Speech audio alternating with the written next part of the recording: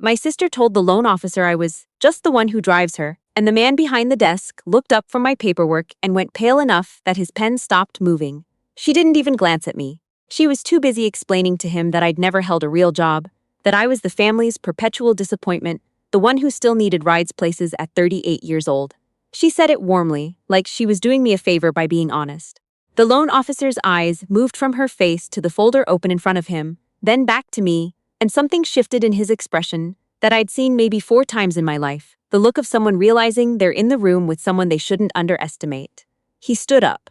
Actually stood, pushed his chair back and said, "Ma'am, I need you to confirm something for me." And he turned the folder around so only I could see it.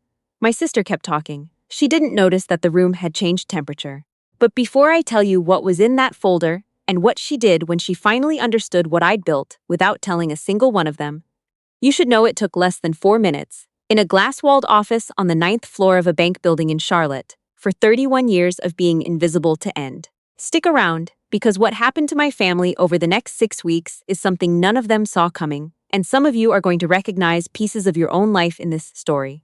If you do, hit that like button before we go any further. I was 7 the year my father decided which of his daughters mattered. We were standing in the driveway of our house in Gastonia, and my older sister Renee had just won a regional pageant, Little Miss Catawba Valley, a sash and a plastic crown and a check for $200 that my father held up to the porch light like it was a winning lottery ticket. He kept saying the word investment. $200 from a 6-year-old smile, and to him that was proof of something, that Renee was the daughter worth building a future around. I was holding a spelling bee trophy I'd won that same week, county level, 60 kids beaten in 3 rounds, and nobody at home had even asked how it went. I set it on the kitchen counter that night, the little gold figure standing on its marble base, and my father walked past it twice without looking down. The second time, my mother moved it to make room for a casserole dish, and it slid off the counter and chipped against the floor, and nobody picked it back up. I did, 3 days later, after the dust had settled into the crack. That was the shape of our house. Renee got the photographs on the wall, the new dresses, the encouragement. I got told, more than once, that I was the practical one, which I understood even then to be a polite way of saying the one we don't have to worry about, because she doesn't need anything. My father ran a small auto parts store and believed, with the kind of certainty that doesn't bend for evidence, that some people were built for spotlight and some people were built to hold the ladder. He never said it about me directly. He didn't have to. When I was 12, I built a working circuit board for a science fair using parts I'd salvaged from a broken radio in his garage, rigged it to light up 4 LED bulbs in sequence, and won first place out of the entire district. He looked at it for maybe 6 seconds, said, "Huh, didn't know you had that in you," and went back to reading the newspaper. Renee, that same spring, got a callback for a regional commercial, never aired, never went anywhere, and my parents threw a dinner for 12 people to celebrate the callback. I learned the math early. Achievement that couldn't be photographed didn't count. I stopped showing them my report cards. I stopped telling them when I won things. I got quieter, and quiet got mistaken, slowly and then completely, for empty. My father died when I was 16, a heart attack in the store's back office on a Tuesday afternoon, and at the funeral Renee cried so beautifully that 2 separate aunts told her she should consider acting again. I was the one who'd found the obituary writer's number, who sat with the funeral director, going through casket options, while my mother lay in a dark room with a cold washcloth on her forehead, who wrote 40 thank you notes by hand because my mother said her wrist was too sore to hold a pen. I left them on the dining table in a neat stack. The next morning, my mother had cleared the table for a delivery of flowers, and the cards were in a paper grocery bag by the back door, unsent. "Nobody actually reads those, Olivia," she told me. It's the thought.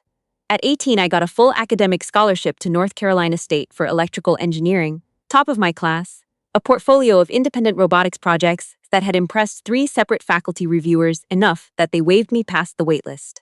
I brought the acceptance letter home in a manila folder, set it on the table the way you'd present a medal, and waited. My mother read the first paragraph and set it down.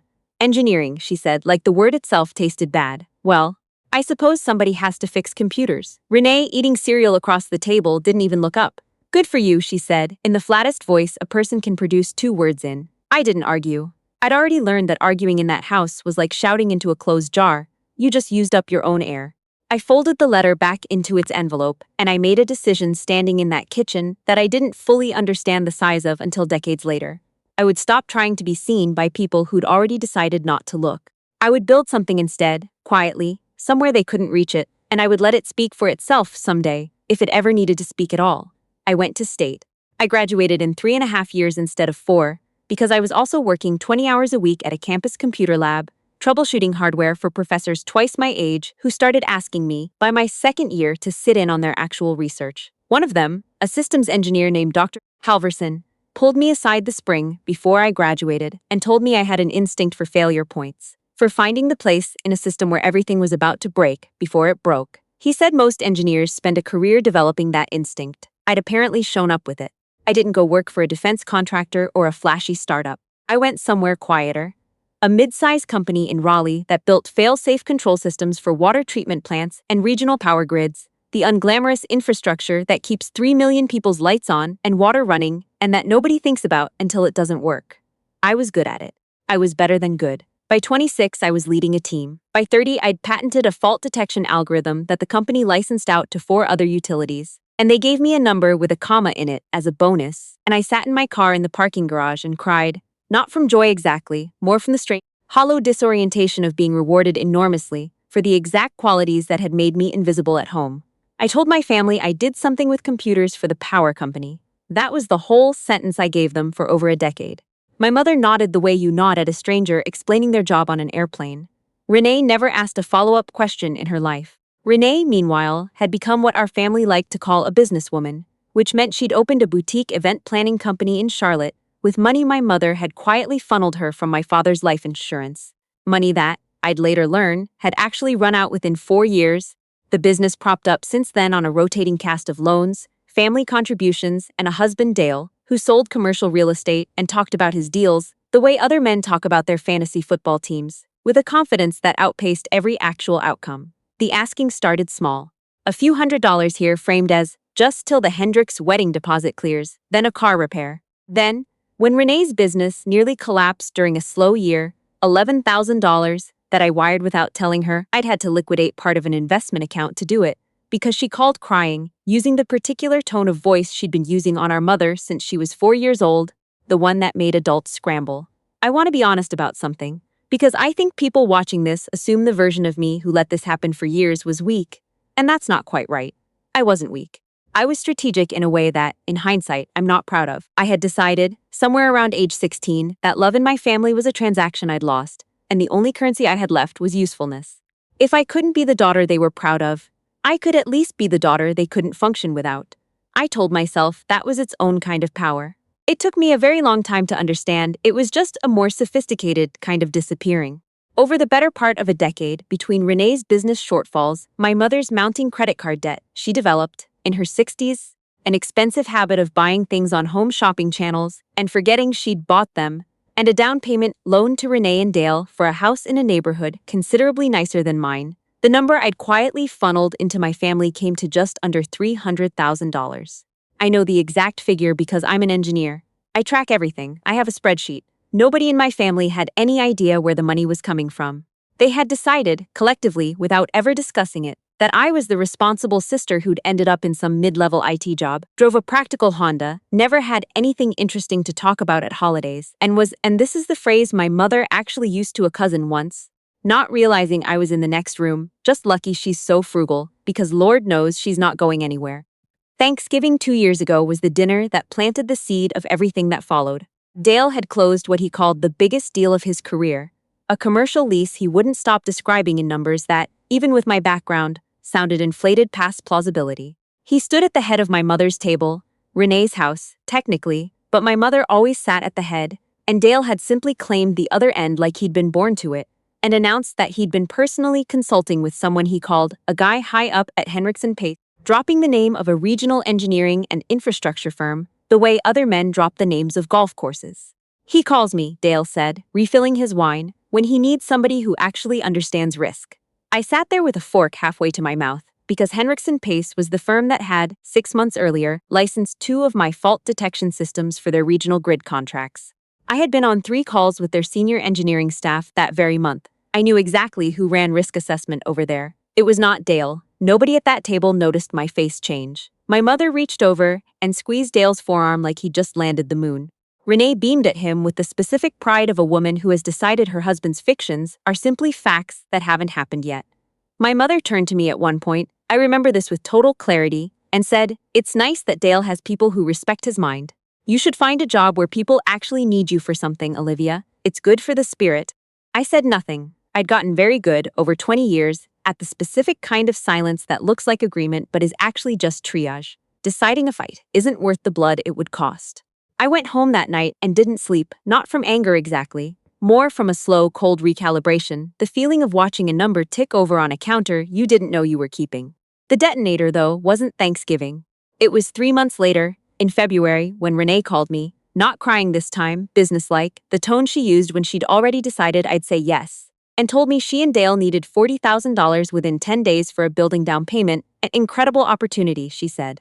The kind that doesn't come around twice, and that the bank meeting to finalize their separate financing was already scheduled. She just needed my piece to bridge the gap. I told her I needed a few days to think about it. She told me, with an edge I'd never quite heard from her before, that a few days wasn't really an option, and that I should remember everything she and Mom had done for me over the years. I genuinely couldn't think of a single example. I didn't say that. What I did instead was quieter, and I think more honest than any argument would have been. I called the bank myself. Here's the part of this story I haven't told anyone outside of a courtroom and one very patient therapist. I wasn't just an engineer with a good salary. 3 years earlier, the regional utility consortium I'd been consulting for had spun off a private infrastructure risk firm to handle contract work for banks, municipalities, and commercial developers who needed independent engineering assessments before approving large loans. Someone who could look at a building, a site, a project, and tell a lender the truth about what they were actually financing. I'd been asked to join as a founding partner because of my fault detection work. I'd said yes quietly, kept my day job at first, then eventually didn't need it anymore, though I never bothered correcting my family's idea of what I did. By the time of that phone call in February, I held a partner stake in a firm that did exactly the kind of due diligence the bank financing Renee and Dale's building would need before approving anything over a certain dollar amount. I didn't manipulate anything. I want to be clear about that, because I've thought about this 1,000 times, and I still believe it's true. I simply let the process happen the way it was always going to happen. The bank, First Piedmont Trust, routinely contracted independent engineering and financial risk reviews for commercial loans above $200,000. My firm was one of 3 on their approved vendor list. When the loan request came through with Renee and Dale's names on it, our scheduling system assigned the file the way it assigns every file, by rotation, by availability, by which partner had bandwidth that week. It assigned it to me. I almost asked to be recused. I sat with that thought for 2 full days. And then I read the actual project documents, the ones Dale had submitted, the building's structural reports, the lease projections he'd built the deal on. And I understood, with the specific clarity of someone who has spent 20 years finding the place where systems are about to fail, that this loan should never be approved in its current form. Not because I was angry, because the numbers didn't hold. Dale had inflated projected lease income by nearly 60%, used outdated structural assessments from a previous owner, and hadn't disclosed an existing lien on the property that any competent review would surface in about 4 minutes. This had nothing to do with family. This was the job. The meeting was scheduled for a Thursday morning.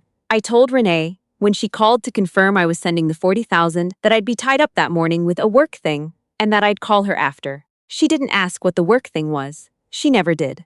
I walked into First Piedmont Trust's 9th floor conference room at 9:15 in a navy blazer, carrying a leather folio with my firm's logo embossed in silver on the front, and the loan officer, a careful, soft-spoken man named Curtis Bell who I'd worked with on 2 prior reviews, stood up and shook my hand and said, "Hargrove, thanks for fitting this in. I know the timeline's tight on this one." I sat down at the head of the table, on the side reserved for the bank's team, directly across from Renee and Dale, who were still settling their coats over their chairs and hadn't fully looked up yet. Renee looked up first. I watched her face do something I will remember until the day I die. Confusion, then a kind of vertigo, like the floor had shifted half an inch under her chair. "Olivia?" she said. "What are you? Why are you sitting there?" Curtis answered before I could, professionally oblivious to the fact that he'd just detonated something. "Mrs. Hargrove is conducting the independent engineering and risk review on the property. Standard process for a loan at this size." He slid a folder toward me, the assessment I'd already completed and submitted 2 days earlier, my firm's letterhead at the top, my signature at the bottom. "We just need you to walk the committee through your findings." Dale's face had gone the color of wet paper. He said something like, "I don't. Olivia does computers." And Curtis, confused now himself, looked between us and said, "I'm sorry, do you two know each other?" "She's my sister," Renee said very quietly, like the words cost her something to produce. I let the silence sit there exactly as long as it needed to. Long enough for Renee to understand, in real time, that the sister she'd spent 30 years describing as someone who did computers and needed rides, and was just lucky to be frugal, was sitting on the bank side of the table holding the document that would decide whether her business survived the year. I didn't gloat. I want to be honest about that too, because I think the version of this story people want is the one where I stood up and delivered a speech. I didn't. I opened the folder, and in the same flat, careful voice I use in every review, I walked the room through what I'd found: the inflated lease projections, the outdated structural data, the undisclosed lien, and I watched Dale's biggest deal of his career come apart across 11 pages of findings that had nothing to do with revenge, and everything to do with arithmetic he'd hoped no one competent would ever check. The loan was denied that day, pending revised documentation that, as far as I know, was never resubmitted. Dale's deal collapsed within the month, and with it collapsed the version of himself he'd been performing at every family dinner for 2 years. The man who got calls from a guy high up at Henricks and Pace. I never told a single relative that I was the partner who'd reviewed it. I didn't need to. Renee told everyone herself, in a string of increasingly disbelieving phone calls that, by the end of that week, had reached our mother, 2 aunts, and apparently a cousin in Tampa I hadn't spoken to in 6 years. My mother called me that Friday night. Her voice had a texture I'd never heard from her. Not angry, not performing, just genuinely confused, like she was trying to recalculate a sum that had never once in her life required recalculating. "Rennie says you work for a bank now," she said. "Is that Olivia? Is that true? What exactly do you do?" I told her. Calmly, completely, for the first time in my adult life, the engineering degree she'd called fixing computers, the patent, the partnership, the consulting calls with the very firm Dale had spent 2 years pretending to advise. I told her about the $300,000 I'd sent over the years, the number I read off my spreadsheet without a single note of accusation in my voice, because by then I didn't need the accusation to land. The number did that on its own. There was a long silence on the other end of the line. Then she said very quietly, "Why didn't you ever tell us any of this?" And I gave her the only honest answer I had. Because for 30 years, nobody in this family ever asked. I want to tell you that everything resolved cleanly after that there was one perfect conversation and the wound closed. It didn't work that way, and I think it's important to say so, because too many of these stories end with a bow on top that doesn't match how real reckonings actually go. What happened instead was slower and messier and, in its own way, more honest. Renee didn't speak to me for almost 2 months.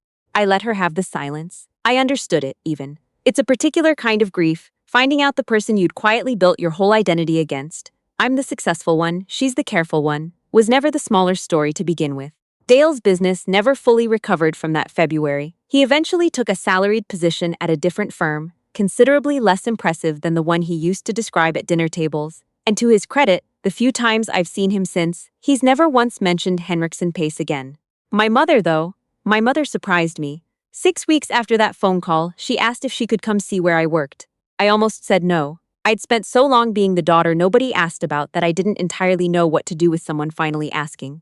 But I gave her the address, and on a Tuesday afternoon in March, she came to my office downtown, in a blazer she'd clearly bought for the occasion, and I walked her through what I actually did. The fault detection systems, the patent certificate framed on my wall that she'd never once seen, the photograph of the 4-bulb circuit board project I'd built at 12, which I'd kept, all these years, in a drawer instead of a wall, because nobody had ever asked to see it hung up. She stood in front of that old photograph longer than anything else in the office. "I remember this," she said finally.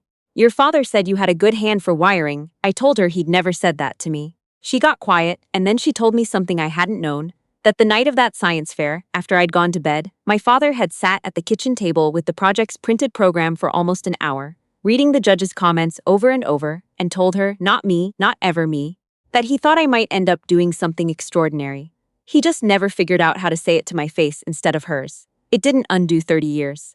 I want to be careful not to pretend it did, but it gave me something I hadn't realized I'd been waiting for, which wasn't an apology exactly, it was evidence. Proof that the invisibility hadn't been the whole truth of how I was seen, even if it was the whole truth of how I was treated. These days, my mother asks about my work the way you'd ask about anyone's work. Real questions, follow-ups, the ordinary curiosity I spent 3 decades wishing for and had stopped expecting. Renee and I are still finding our way back to something, slower than I'd like, but real. Dale, last I heard, is doing fine, in the unremarkable way most people do once they stop needing to be the most impressive person at the table.